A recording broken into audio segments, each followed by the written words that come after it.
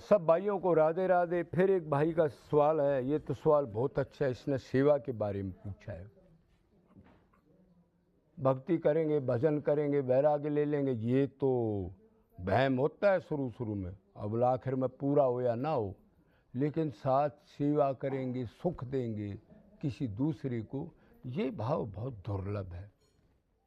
तो उसने पूछा है कि जी एक जगह बैठकर साधना करें वो श्रेष्ठ है, या साधना के साथ निष्काम सेवा करें वो श्रेष्ठ है? वो साधक, वो भगत कौन सा श्रेष्ठ है, बताओ? भक्ति के साथ सेवा भी श्रेष्ठ है।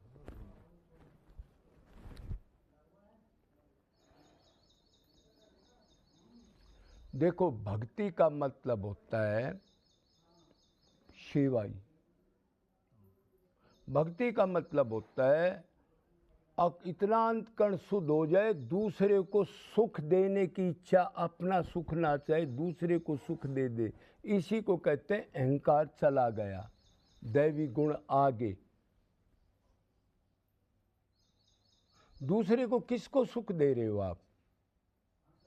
तत् से समस्त भूतों में, कीट पतंग हो, हाथी हो, गो हो, गधा हो, चंडाल हो, कुत्ता हो, ब्राह्मण हो, उसमें तत्व को देख के उसको सुख देने की इच्छा ये नहीं आई तो भक्ति होती है नहीं।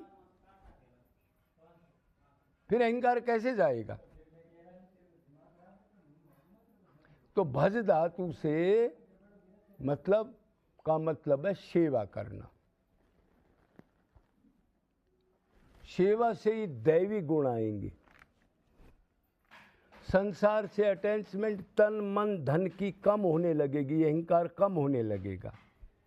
यानी सेवा का मतलब है संसार के रूप को जान ले, संसार क्या है, और भगवान से अटैचमेंट हो जाए। आपने बेटा संसार क्या है? सब स्वार्थ और भोग का संसार है, स्वार्थ का संसार है, एक दूसरे को लूटने का संसार है, स्वार्थ सिद्ध कर ले, दुखी करके अपना काम बना ले, क्या है ये संसार? इसका रूप समझ में आ जाए किसी को। अब सवाल होता है अक्षेवा तो बहुत कर रहे हैं लेकिन उनको वैराग्य नहीं है, वो तो भोगों में जा रहे हैं या मान बढ़ाई में जा रहे हैं। तो सेवा करने का तरीका क्या है ये पहले जान ले। सेवा किससे होती है? तन मन धन से, तीन चीजों से। तन मन धन अपना ही लगाए, दूसरे की पर्ची ना काटे, एडवर्टाइजमेंट ना करे, दान पात्र ना रखाए, ये ना लिखाए 31,000 की सेवा है, ये 10,000 की, एक गाय की ये है, ये ना करे। ये पाखंड और धर्म के नाम पर धंधा है और इससे इंसान नरकों में चला जाता है जो सेवादार बनता है। क्यों? नीचे गलत काम होते हैं, यूज नहीं करता उसका धन का। तो अपना ही धन हो, तन मन धन, और उसको सेवक समझ के अपने आप को, तन भी भगवान का, मन भी भगवान का, धन भी भगवान का, प्राण भी भगवान ने दिए। ये भगवान ने मेरे को मौका दिया।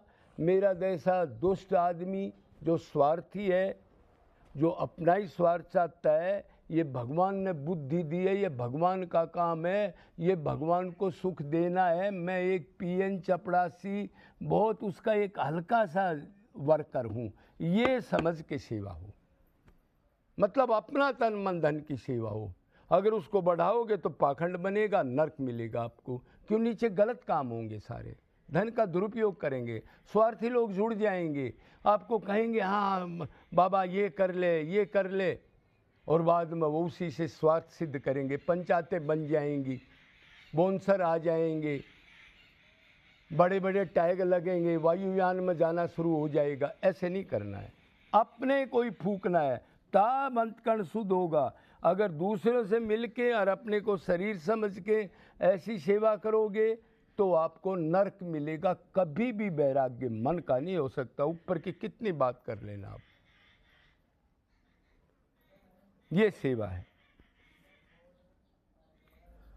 तो सेवा में इंद्रियों से सेवा, और जिसकी सेवा कर रहे हैं पशु पक्षी, कोई भी जीव जंतु, 84 लाख किस्म की जीव हो, वो सब आत्मा ही तो हैं। हमारे को मनुष्य शरीर मिल गया, बाकी आत्मा तो सब बराबर है और हमारे में से ही बने हैं। तो उनको शरीर ना देखे, फिर लास्ट में उनमें तत्व को देख के सेवा करे। कुत्ता है मेरा इष्ट है, किसकी भक्ति कर रहा हूँ मैं? कृष्ण की। तो इसके अंदर तत्व ये जिंदा कैसे है? बिजली, अरे कृष्ण इसमें बैठा है, मेरे में बैठा है, मेरे भगवान को सुख कैसे मिले? बस ये भावना आ गई तो आप भगत बन जाओगे। जो गो गधा चंडाल कुत्ता सुअर ब्राह्मण हाथी के अंदर मेरा रूप देखता हो, वही भगत है, और कोई भगत वगत नहीं है। और तो ऊपर के भगत है, अंदर का भगत तो वही है, उसी ने भक्ति की है। तो खाली बैठ के साधना करने से मन ज़्यादा टाइम शुरू में तो आपका लगेगा ही नहीं। सेवा के अंदर अगर निष्काम सेवा करोगे आप, और आपका भाव होगा कैसे इन जीवों को सुख दूं मैं, ये भगवान है, तो लंबे टाइम पर भी गलत विचार नहीं आएंगे। 2 घंटा 3 घंटा 4 घंटा ही आप आजमा के देख लेना। और एकांत में भक्ति करने से तो ऊब जाएगा, गलत विचार आएंगे। इससे अच्छा 2-4 घंटे भगवान की सेवा भी होगी, कर्मयोग भी हो गया, थोड़ा शरीर की मूवमेंट भी होगी, तो ये तो बहुत ज़रूरी है। तो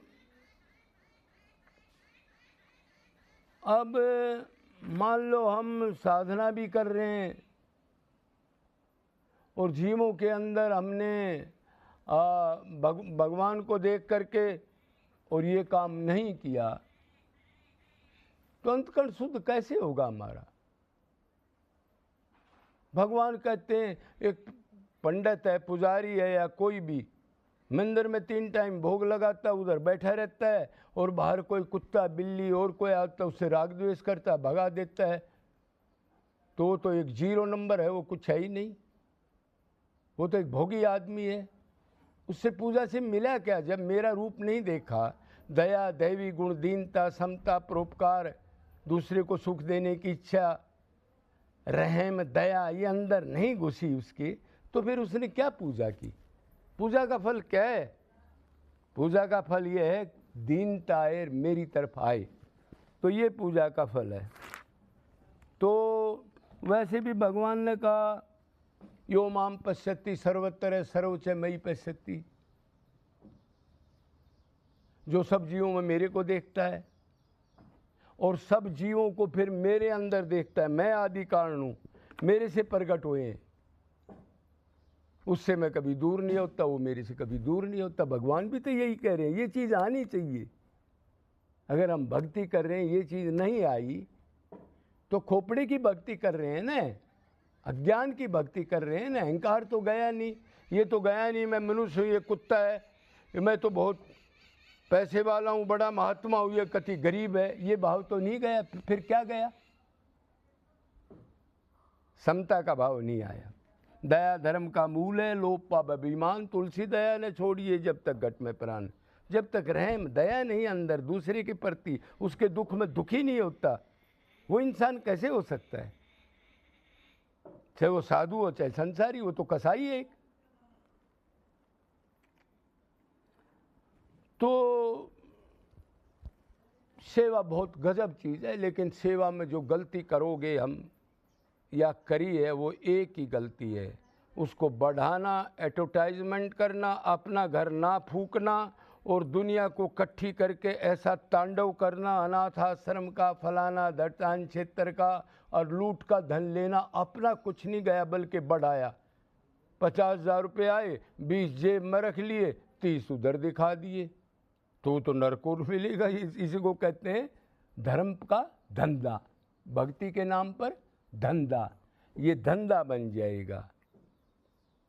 दूसरे की सेवा, दूसरे का धन, दूसरे की भक्ति अपनी नहीं बन सकती। बोलो वृंदावन बिहारी लाल।